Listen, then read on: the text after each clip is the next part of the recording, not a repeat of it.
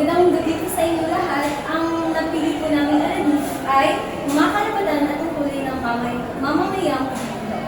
Ang napili po namin na instructional materials na gagamitin sa pagturo nito ay ang zigzag board.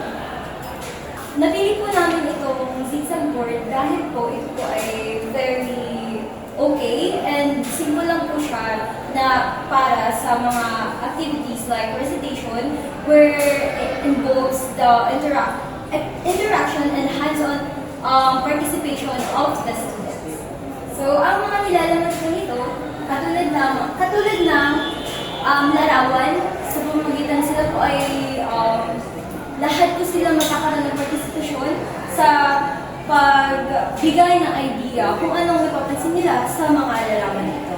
Kasunod naman po, yung paglagay ng check sa bawat karapatan o tungkulin ng bilang isang mamamayang Pilipino ng mga bata.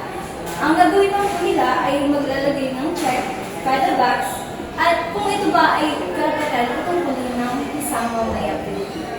Ang last naman po ay ang larawan na kung saan ito ay nakatakip dahil para hindi pa masagutan ng mga bata. So, ang gagawin po nila dito ay magtataasan po sila ng M kung ito ba ay mali, na ito ba ay karapatan ng isang mamamayang Pilipino, o tama kung ito ba ay isang tungkulin, karapatan ng isang mamamayang Pilipino.